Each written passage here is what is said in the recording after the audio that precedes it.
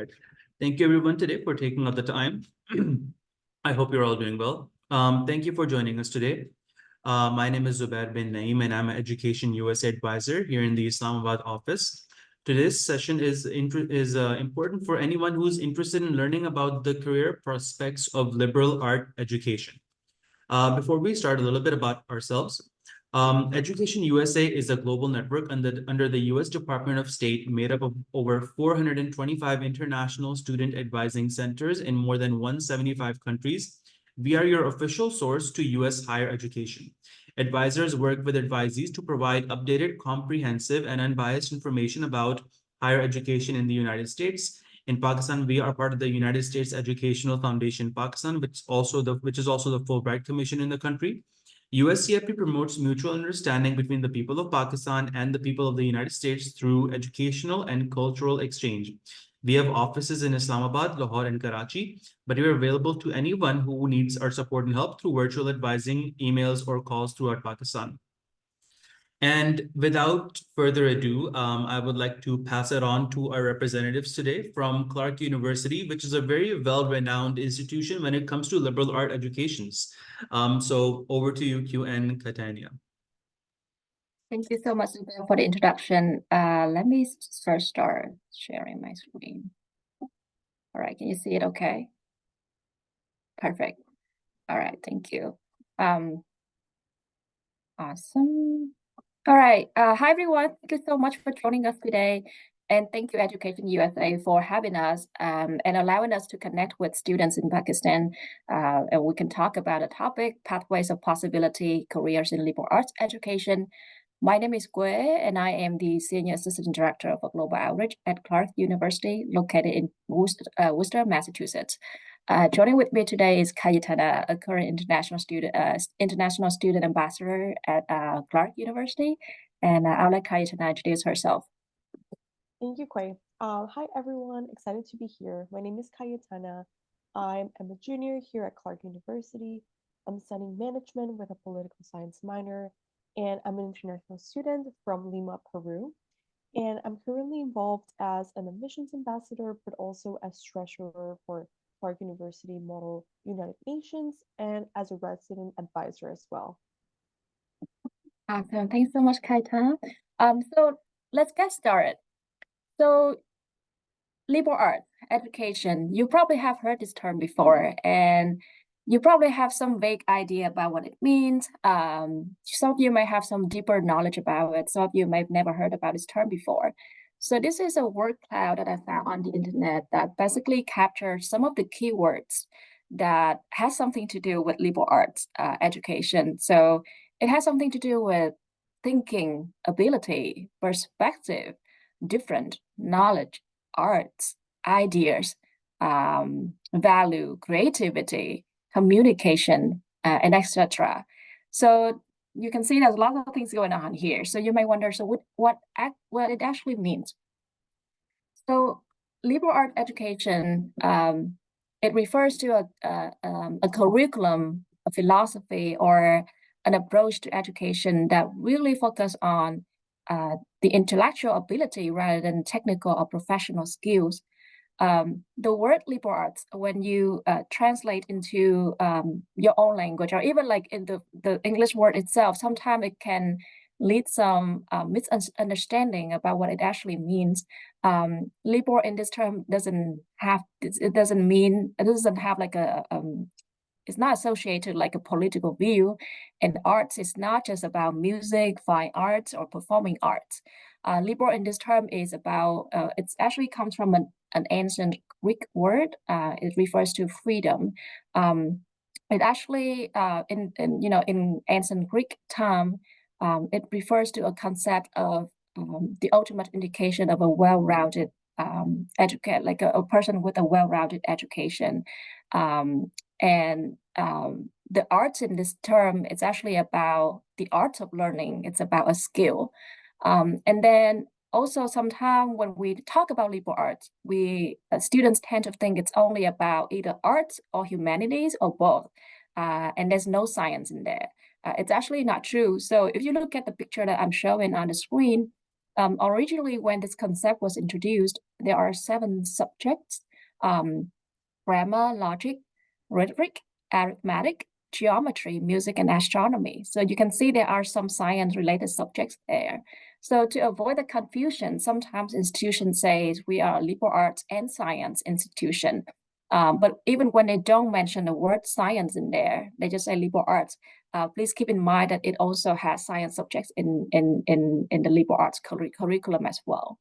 The ultimate goal of a liberal arts education is to help students receive a well-rounded education with general knowledge in a wide range of subjects. So besides the subject that they want to pursue and they want to specialize on, they also learn a lot about skills and knowledge that are applicable in other fields. And most importantly, these skills are transferable. So at this point, you might wonder, so what are the transfer skills that you're talking about?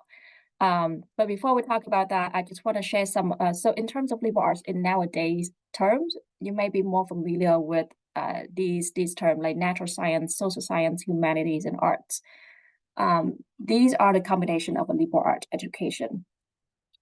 So in terms of like skills and transferable skills that I was talking about earlier, before we talk about that, one thing I want to emphasize is that a liberal arts education is not, although we use the word general, but it doesn't mean that it lacks of focus. A lot of students think that a liberal arts education just lacks of focus. You just learn a little bit of everything, but don't have a specialization in a field.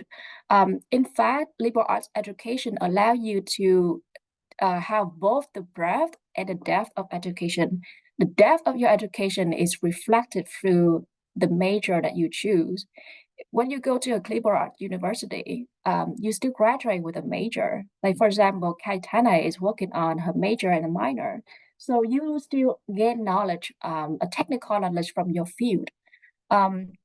Lots of liberal arts university, though, they allow you to have the first 2 years to think of what you want to major in before you declare it.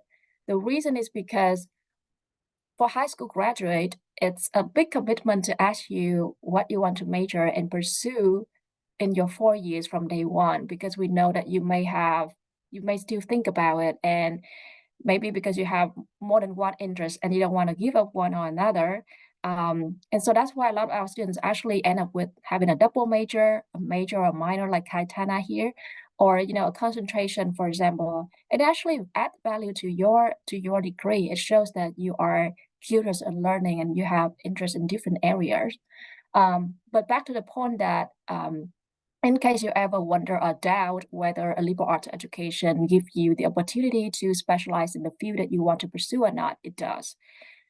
But beside that, on top of that, what really makes a difference for liberal arts education is that they give you a lot of chance and opportunities to train, to give you skills that can be transferable. These are just some of the top skills that I pick out, but there are more. But creative thinking skill, critical thinking skill, communication skill, analytical skill, and ability to think from different perspectives and see the connection between disciplinaries. So critical thinking skill and creative thinking skill are two, you usually think of that as like two very different end of the spectrum. Students who are STEM enthusiasts tend to be very good with critical thinking skill, but it doesn't mean that you shouldn't learn how to think creatively as well. For example, there must be more than one way to solve a solution when you go to when you have to solve a problem solution. For example, if you have limited resources, how can you think creatively, think out of the box to solve a solution with what you have, for example? And then similarly, creative thinking skill or creativity tend to be an attribute that comes from that students, with a background in, for example, arts, for example, tend to be very good with creativity. But it doesn't mean that you should not learn about critical thinking, because this skill is also very important for your workforce in the future. How, think about what makes sense. Communication skill is extremely important. I cannot emphasize enough. Communication skill, it happens in different forms, whether it's about a presentation, maybe in the future, if you work in the sales field, then you have to like pitch for a product or a service. It can happen in a debate, negotiation. Maybe you have to convince someone about something. Some of you may end up working as an advisor, for example, and how can you give advice to another person, or some of you may know in a field that your job is to inspire people, for example. So it can happen in both verbal form or like writing form. So these are very important. And even nowadays, I know like in the workplace, we may think that, oh, we don't communicate with each other much because of social media, or because we work from home, but we still do communicate a lot. These technologies are just like a tool for us to connect with each other, but it doesn't mean that we don't communicate with each other as much as we used to be. Actually, we just communicate more. Analytical skill, it's so important. It's about how you can collect data and how you can turn that data, analyze that data into information, and how you can transform that information into knowledge that can be useful for your job. So that is also a very important skill. And most importantly, I think it's about the ability to think from different perspectives. It's about having an open-minded attitude when working with people that have different opinions than you, and you can see the connection between different disciplinaries. In the world that we are living in now, everything is connected. You may or may not see it, but everything is connected.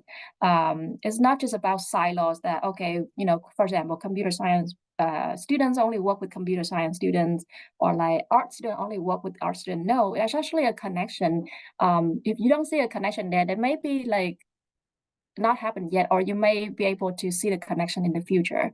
And so, having an open-minded attitude, being curious, being respectful of other people's perspective, it's very important in one of the very highlight characteristic of a skill that give you through a liberal art education. And you may think that it's like these skills, are they too old school, or is it still relevant in today's world? It actually is. And in fact, there's actually a model called the 4C learning skill in the 21st century. And these are the 4C that really, if you look at that, you will see this is exactly what a liberal art education aims to provide for our students. It's about, these skills are collaboration, creativity, critical thinking, and communication. And the reason why they say it's essential skills is that it doesn't matter what major that you're going to end up with. It's these skills you will have to have it because they are relevant regardless. They will be useful regardless of what major you're going to end up with, what job you're going to do, the environment. Everybody wants people who know how to collaborate, how to think critically, creatively, and how to communicate efficiently. And I would say these are lifelong learning skills. These are not just skills happen like that you should focus on when you are students, even when you're not at a like a formal educational setting like a university anymore. If you consider yourself as a lifelong learner, then you have to continue, sharpening these 4 skills. And so at this point, you may wonder like, okay, now I have a better idea about what liberal arts education and what skills I'm going to learn, but how does it actually happen at a university? So every university may have a different approach and curriculum, but the general philosophy is the same. But I'm just gonna pick an example from Clark University where I'm working at, just to show you how is it done at Clark University. So the liberal arts education at Clark is reflected through our program of liberal studies. And as you can see on the screen, there are 9 courses that are grouped into 2 categories: the critical thinking courses and the perspective courses. And these courses need to be completed within in your 4 years at Clark. And so you can see these courses ranges from different subjects, from formal analysis to verbal expression to values, history, language, culture, etc. So as you can see, like you're gonna expose to different topics. But the beauty of the curriculum at Clark is that, so under each course, there will be a list of subjects for you to choose from. And you can choose whatever subject that you feel most excited about. Let's just say, for example, under formal analysis, some students, if you love math, you may choose some math related subject. But if you don't like math, or it's just you have an interest in something else, but you have to fulfill the formal analysis, you can also choose it. Let's just say, for example, at Clark, music theory is also considered as a formal analysis course, or financial intelligence is also a formal analysis course. So the thing here is that the subject is just a mean and a tool for you to learn about a skill. The skill is the ultimate goal. But there's more than one way for you to learn a skill. And we believe that, everyone is different. Not everyone is good at math and numbers, but it doesn't mean that you are not capable of, or you should not learn about formal analysis. So there's more than one way for you to learn a skill, and we make it possible for our students. And so students don't feel like intimidated about learning a new skill. So at the end of your 4 year at Clark, you're gonna have to complete all of these requirements. The other thing about liberal arts education is that, and I think this is another impression of students, that when you talk about liberal arts, you might have a picture of like students just go to the libraries and it's very formal, and maybe it's just go to class, go to the library, read lots of books and do assignments, and maybe there's nothing fun with like doing research and projects and things like that. It's actually not true. Let's say, for example, at Clark, we have in our curriculum, there's one program that we call Problems of Practice courses, POP. This is an optional course, but lots of students sign up for this because it's a fun way to learn outside of the classroom. So with POP, students will learn how to use their knowledge and apply that into a real world project. So it could be about helping local refugees translate documents. It could be about helping a local business to develop their business plan, for example. The beauty of the POP course at Clark is that it's very community oriented. So we are located in Worcester, like I mentioned earlier, and a lot of the POP course happens in Worcester, that our students help the local community in Worcester with the problems there. At the same time, the Worcester community provide a learning ground for our students to kind of like practice what they learn in the classroom. So it's a very beautiful relationship that we have here at Clark. And this is just an example to show you that liberal arts education is not just about reading books and go to libraries and go to classes, but it's also about getting your hands dirty and involved in some real world projects. But at the same time, we give you a list of courses to learn about liberal arts, a skill and a knowledge. But at the same time, we also want to give you the environment for you to really optimize that learning experience. So liberal arts institution tends to be smaller if you compare with other like national big university. Small class size and a smaller environment. For example, at Clark, the average class size is about 20, and student to faculty ratio is about 19:1. That means that our students really have lots of opportunities to interact with faculty members, to their teachers, and to their classmates, out inside the classroom or outside of the classroom. So, like mentioned earlier, if we want you to learn about communication skill, critical thinking skill, creative thinking skill, for example, we really have to create an environment for you to do that. If we have put you in a classroom with hundreds of other students, you may not feel empowered. You may not feel like comfortable in raising the questions or having an in-depth conversation with your professor or your classmate. But if you are in a class of 19 students, for example, you will feel more motivated and you will feel more, sharing your thoughts and discussing in a in-depth conversation, for example. So expect to have lots of discussion and not just a one-way, teacher tell you about the knowledge and then you go home. And of course, like here, you still have to do a lot of independent learning, but also expect a lot of classroom discussion. We want you to, think further of a topic and not just accept what the professor or the books tell you. But we also want you to explore beyond that. Also, a lot of classes, if not all of the classes at liberal arts institution are taught by professors instead of teaching assistants. And although professor as university also have research projects going on as well, at liberal arts institution, their number one priority would be teaching, and then followed by their research. So students will be their number one focus. let's get to the core of the presentation today is about how liberal arts education helps students in terms of employability. So I guess the best way to answer that question is to ask employers, what do they think and what they're looking for in terms of recent graduates. And so there was a survey asking employers about what they're looking for. So these are the statements that, so the statements you are seeing on the left hand, the upper left, are the statements that most employers somewhat agree or strongly agree with. So number one, 91% of them strongly agree with or somewhat agree that all students should have an educational experience that teach them how to solve problems with people whose views are different from their own. So I emphasized a lot in my previous slides about how to, in the liberal arts education, you will learn how to think in different perspectives and how to be open-minded and, listen to other people that have a different opinion than you. And then 87% of them think that students should learn about ethical issues. Public debates is also very important. Also, students should learn about how to solve problems that are important for their communities, very community-oriented. 80% of them strongly agree or somewhat agree that students should acquire a broad knowledge in liberal arts and sciences and should learn about the societies and culture outside of the United States.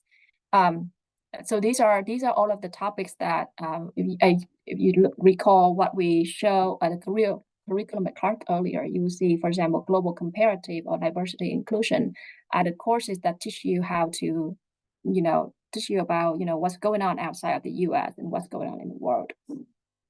And then on a different survey, we asked, what are you looking for? And what is more important for a recent graduate?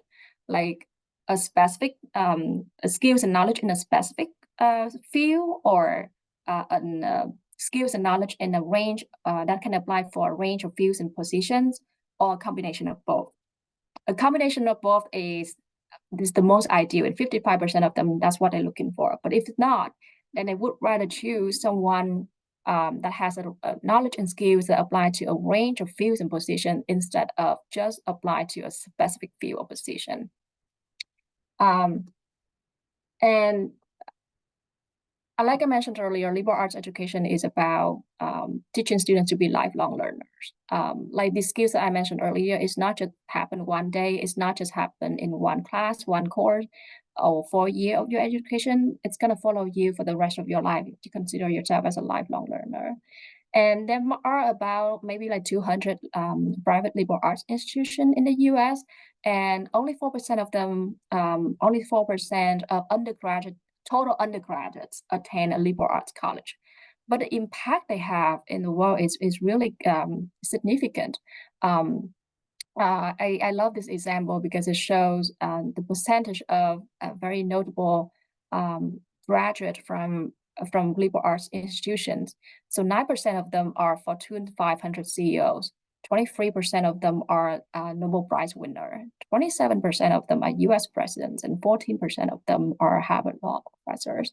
So you can see that they actually, we educate, liberal arts education really equips students to be successful after graduation. Another myth that I heard a lot about liberal arts, and I think I'm briefly mentioned about this from the beginning, is that you're just going to study arts and humanities when you study at a liberal arts, and there's no STEM involved in that. STEM, you still can study STEM. First of all, liberal arts also includes science in that. It has the natural science and mathematics component in the liberal arts education. Or if you go to most liberal arts university, if you go to their website and, for example, when you go to Clark, you go to the list of courses that we offer at Clark, you will see a lot of STEM majors. We have computer science, data science, math, chemistry, physics, biology, all of that. So you still can study STEM and graduate with a STEM major, but at the same time, you can also enjoy a liberal arts curriculum where you can equip yourself with a lot, important skills, like I just mentioned earlier.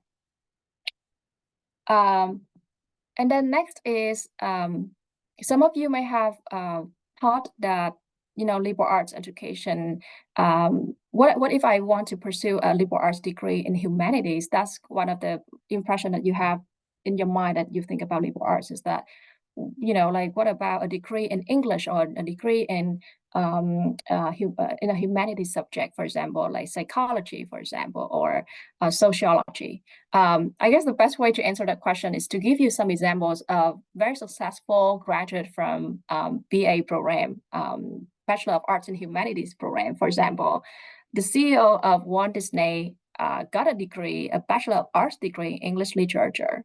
Or CEO of HBO got a degree in government at Franklin Marshall College.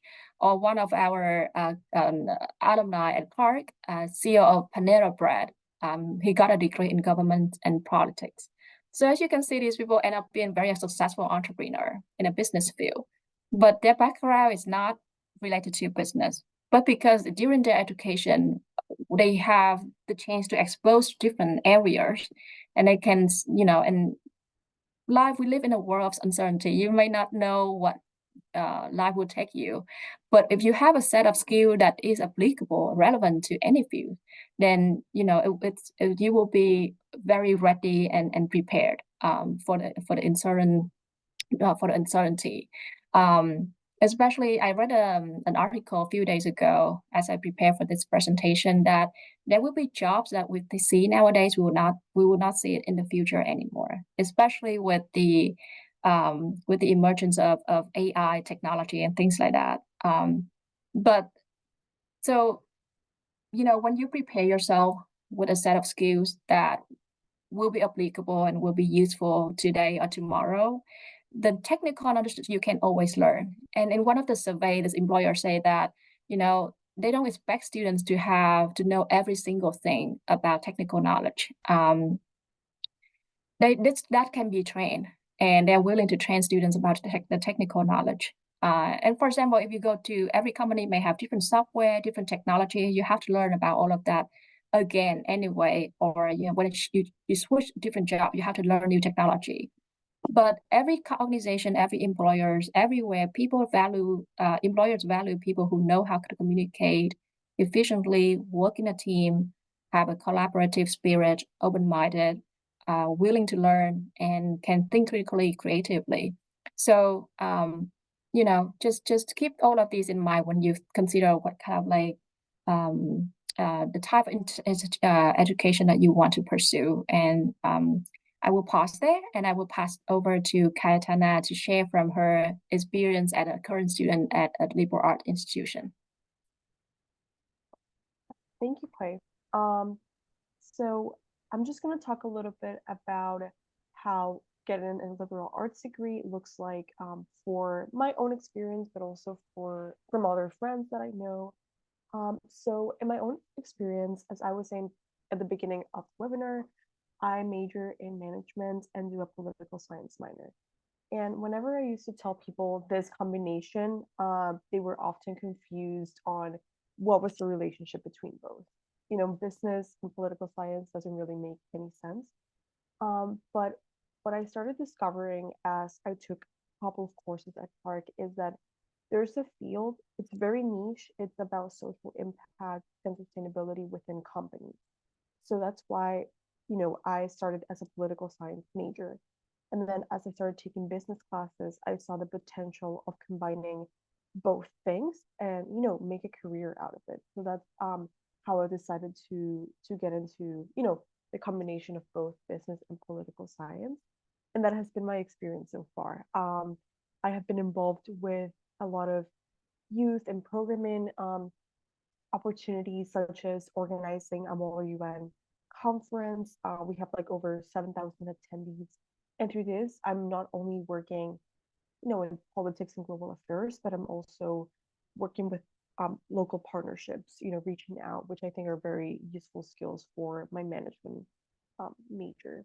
And then I also have a lot of friends with different backgrounds, ranging from political science, but also history, biology, and different fields like that. Just to give you some examples on how they're doing, both current and already graduates from Clark. The first one is one of my closest friends, Gianfranco. He's pursuing a degree in creative writing and political science, which I think it's very interesting. And he has been able to create, fictional stories about politics and like things he's interested in. So there we can see how you can combine different fields that might not be related to each other, but you can actually, make projects out of it. Then I have some other friends, for example, Zoe, she's the current president of the club that I'm part of. She's originally from Germany, also an international student, and she is pursuing a major in genocide and human rights. With that, she has been able to be an intern at a very impactful nonprofit. It's called Scholars at Risk. It's an organization that protects scholars all around the world that are in dangerous situations or, conflicts. So that's something very, impactful and just amazing to do. And she's using her degree to do so. And some other examples of, these combinations that a liberal arts institution gives you, and two last examples. The first one is Zilasha. She was a student here at Clark. She majored in computer science, but she had a entrepreneurship and innovation minor. And when I met her, she took a lot of courses in, public speaking and like interviewing and networking and all of that stuff.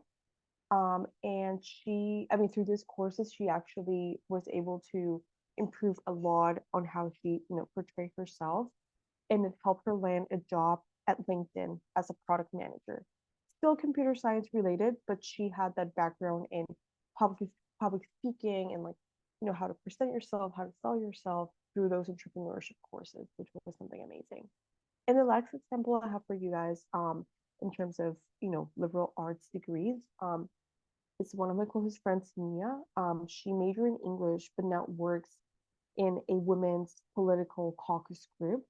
So, obviously it's not very English related, but what she was telling me is that through her degree, by doing research and writing and editing, she was able to transfer those skills into this job that she has currently as a CARD graduate. Yeah. And then the next slide is I just want to talk a little bit about, the day of pursuing a degree at a liberal arts institution like Clark. So here at Clark, I have been able to combine so many interests. For example, as I was in early business, political science, and I'm particularly interested in sustainability and social impact. I have been able to take courses from different perspectives that help me, pursuing also my professional goals. As Quay was mentioning early, we here at Clark, we have a program of liberal studies, so we have to take different courses from a variety of different perspectives, arts, science, all of those. So I was very nervous when it came to taking my science perspective course because I came from a background of humanities, political science, debate, all of that stuff. So I didn't really want to do anything related to biology or chemistry. That was not really something that, I was particularly successful in high school. So I was having a really hard time deciding which course to take. When I explored different options, I saw this class named Arctic and the Anthropocene, which sounds very scientific. When I saw it, I was very scared at first. But when I read the description, it was about climate change. There was some scientific and quantitative skills that I learned through the class. I did some modeling, some math. That was something that was definitely involved. But obviously, I was always supported by both my professor and teaching assistants, so that wasn't too hard for me. But through this class, I actually learned, you know, a lot more than what I already knew of about climate change, sustainability efforts, um, even things that were related to like Model UN, like international affairs through my class, and the importance of like diplomacy for, you know, advocating for climate change efforts. So through this class, I was, able to expand my knowledge, and now I have skills in climate modeling that help me, apply for sustainability jobs and stuff like that, which I would not have had otherwise if, you know, I wasn't pursuing like a liberal arts degree. I probably wouldn't have taken that class ever, but because I pushed myself and like I decided to go with this class, I acquired that experience. Um, and then I just wanted to briefly talk about how a liberal arts degree helps you so much, especially in skills like public speaking, writing, research. I had this entrepreneurship class with a lot of guest speakers, such as like the head of marketing for Lego, and the people in the class were not necessarily the class was called marketing to you, but it was nothing related about marketing. It was all about public speaking and networking, doing presentations, thinking on your feet, all of that stuff. The people in the class were not all entrepreneurship or marketing majors, right? They were history or biology, environmental science. I even met this guy that had like mini sustainable farms, and he wanted to pitch his business to people. That's why he was taking that class, and he was, you know, not a management or business major. So I was able to work with a variety of different people from different fields. Um, and the best example that I can give you is that through this class, we actually met a guest speaker from TripAdvisor. She is the chief talent officer there. So she's the head of human resources. And she told us that in school, she had no idea she wanted to get into business. She actually pursued a major in theater, which I think it's pretty cool. She also went to a liberal arts school, and she was just saying how in theater she learned so many different skills like improv and stuff like that that actually help her deal with different situations with people, conflict, and stuff like that, and help her discover that she was truly passionate about, you know, managing people, organizations through human resources. So those are some of the examples that I have in terms of, you know, how pursuing a liberal arts education looks like and how it has looked for me. Awesome. Thank you so much, Cayetana. And that will also be the end of our presentation today. I will stop sharing my screen, and we will be now open for questions and answers.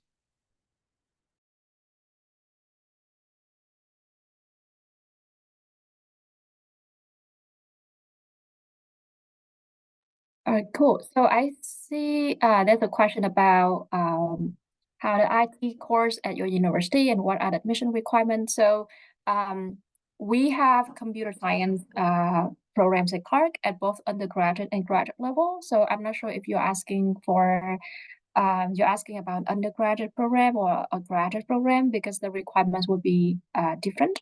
I would just mention very briefly for both, so that you know if so that you know it's relevant for you one way or another. For undergraduate, it will require high school transcript, proof of English proficiency.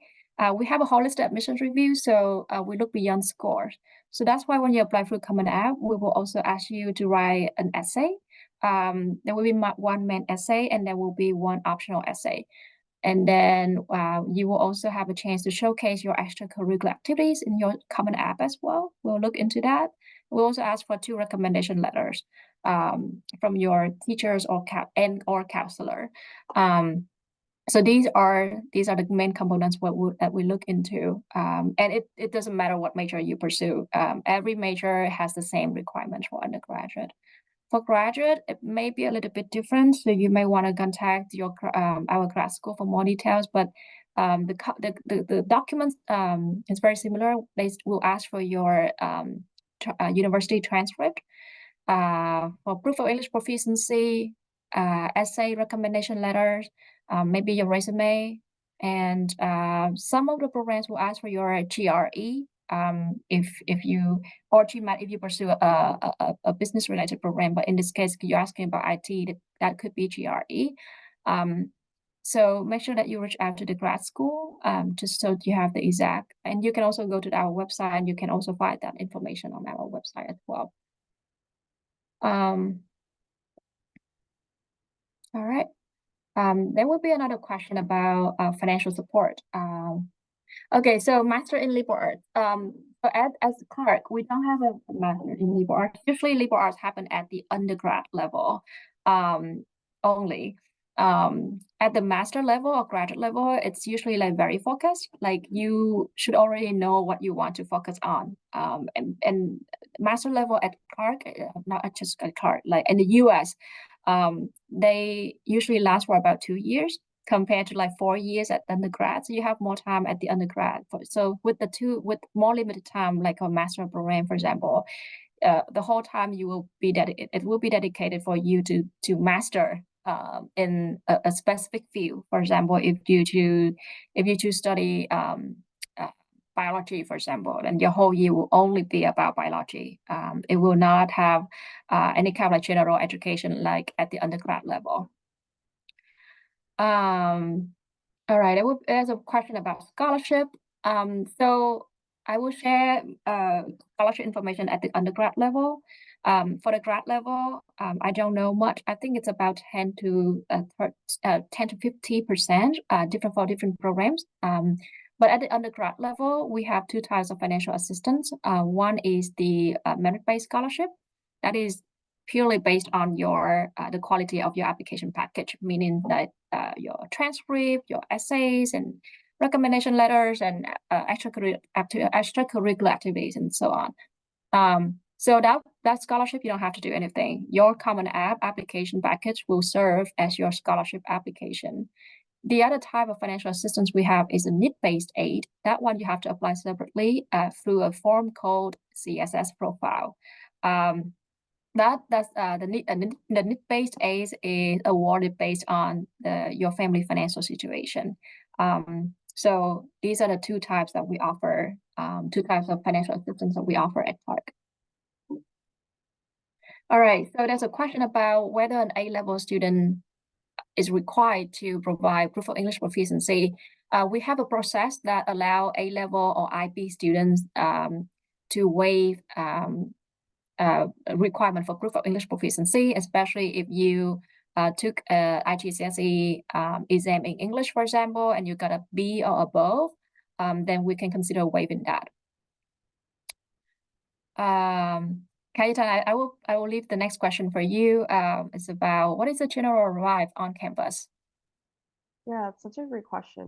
I feel like I know, but I often struggle like describing Clark, but I feel like the main things about the vibe here at Clark University, it's definitely very community oriented.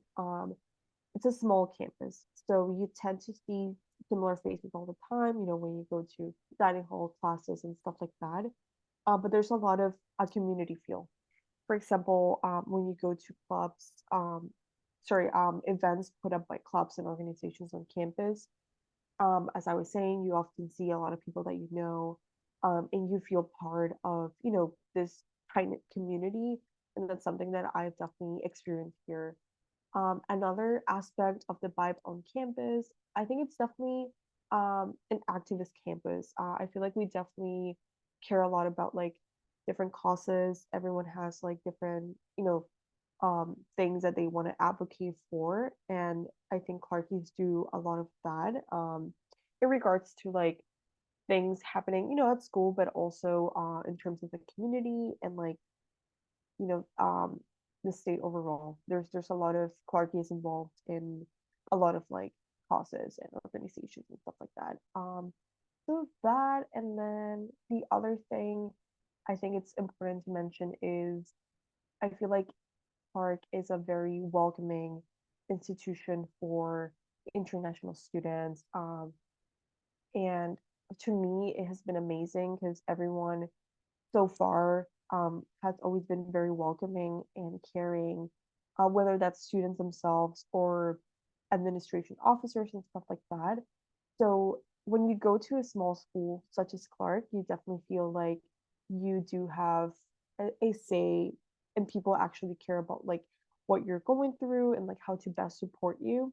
And that's something that I really love from the school. And that's shown through multiple support programs that we have for students when it comes to academics, but also well-being and mental health. So I definitely would say those are the main sort of vibes on campus. But that's a great question. Thank you. Thanks so much, Cayetana. Next question is about so students currently have a Bachelor of Science in English Literature, and asking about if there's any exchange program, or what about a Master of Science in Clinical Psychology. So I can only answer in the context of Clark. If you don't know, if you find out that we don't have what you're looking for, feel free to also check out other universities as well. So we have an English program at Clark for anyone who loves English language and literature. I'm not sure what you mean by exchange program, but and I don't know if you already graduated, but if you are thinking about like pursuing a similar program, maybe you're still in the middle of finishing your program, you can apply as a transfer student to Clark and continue your undergraduate study at Clark as a transfer student. We have a very strong psychology program. We're at the undergrad level and grad level. At the grad level, psychology program only happens at the PhD level. We don't, unfortunately, we don't have a master program in psychology, but we have a PhD program in psychology. All right, next question. It's about will an A-level or O-level grades considered for a merit-based scholarship? So we don't award scholarship based on grades only. It's a comprehensive review process. So beyond grades, we'll also look into other aspects of your applications as well to decide whether we will award scholarship. And if we do, then how much of the scholarship we can award. Okay, so another question about a master program. I would suggest, like, it depends on what major you want to pursue in the master, and I think the best way is to go to our website. I think I'm gonna copy the link to the master program page on the chat box right now, so that you can find out more information about that. Okay. Next question is about if the student registered at Clark, another university under any kind of financial assistance are allowed to do side jobs to manage their living and other extra expenses. That's a great question. So for international students, first of all, to answer your question, yes, you can have jobs. But this is a but for international students. You can only work on campus. You are not allowed to work off campus.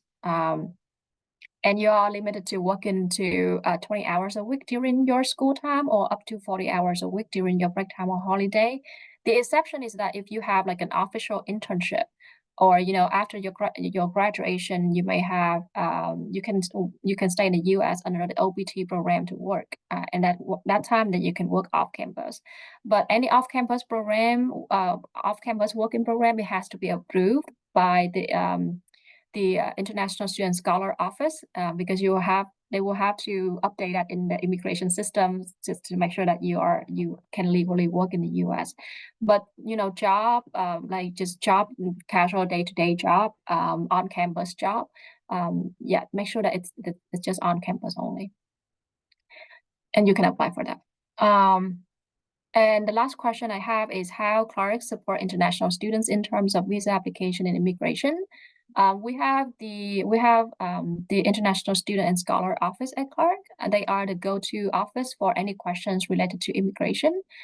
Visa application is really the student's responsibility. If you are admitted, we will issue a document called I-20 for you, which will be one of the documents you will need to include in your visa application package. But you will have to go through applying that by yourself. We have resources on our website that can help you to understand more about the process. But when you come to Clark, you become a current student at Clark, the International Student and Scholar Office will be here to answer any questions that you may have about immigration. For example, if you need to travel internationally while you are being a student at Clark, they will be able to help give you the travel signature or make sure that every paper is on good standing. So that you don't have any problem with immigration status in the U.S. What kind of industry are located near the university? There are lots. We have healthcare is really a very big industry in Worcester. Worcester is actually the second largest city in New England, just after Boston, in case you haven't known yet. So lots of opportunities here. And we are not too far away from Boston. It's only 1 hour to 1 hour 30 minutes away. The opportunities are not just limited to Worcester. You can also go to Boston, or New York is only 3 hours away if you want to go to that direction. But there are lots of opportunities in healthcare, business, science, biology, all of that in Worcester. Next question I have is GRE and TOEFL score, is it required to apply? And the minimum GRE and TOEFL score required. So TOEFL, and I assume that because you mentioned GRE, I assume that you're asking about a graduate program. GRE is required. Again, you have to check with a specific program on the graduate school website. Some programs will require GRE, but I also have some exception. For example, like if you have working experience for a certain number of years, then they may consider waiving that for you.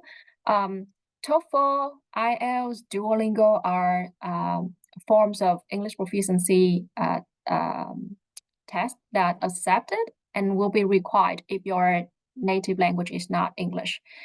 So TOEFL is definitely required. GRE, it depends on the program you apply for.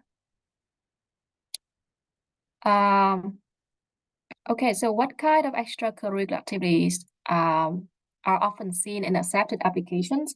We actually don't have like a strict rule of, oh, you have to join in any kind of like national level competitions, or it has to be like a large scale extracurricular activities in order to gain admission to Clark. We understand everyone is different, and not everyone has the same access to a wide range of different extracurricular activities. So we are very flexible with that.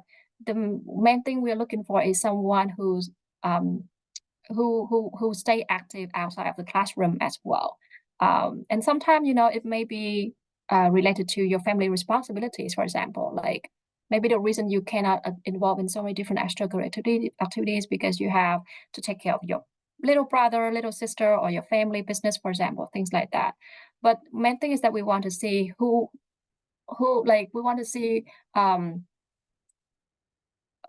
what other things you can bring to the community at Clark besides being a good student. Like if you have a straight A transcript, that's awesome. But what else? So tell us a little bit more about your story. The extracurricular activities are not there for us to judge the student, but it's just there for us to know more about the student and know more about your story.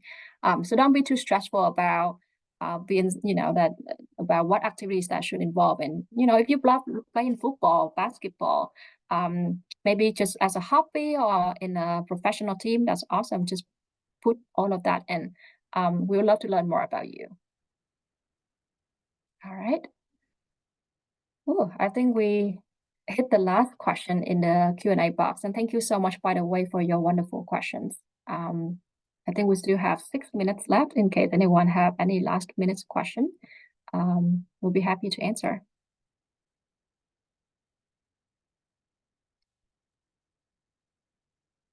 All right, participants, if you have questions, please go ahead and type them in the Q&A box. And if not, then we will wrap this session up. All right, we got one more.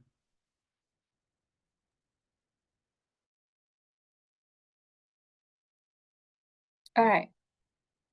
Awesome. So there's a question about like how to be updated with upcoming webinars from Clark. Okay, it's a great question. I will send you the link right now. Here we are. Here we just put all of the webinars at Clark, but also make sure that you subscribe. Maybe Zubek can talk more about this, how Education USA also has lots of sessions, webinars on different topics as well, that you can also check out. But if you are interested in webinars related to Clark specifically, here is the link. I'm gonna send it to you in the chat.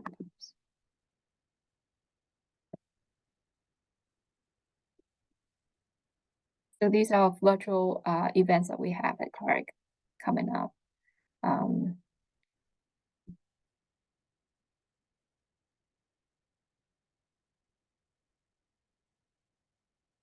Yeah.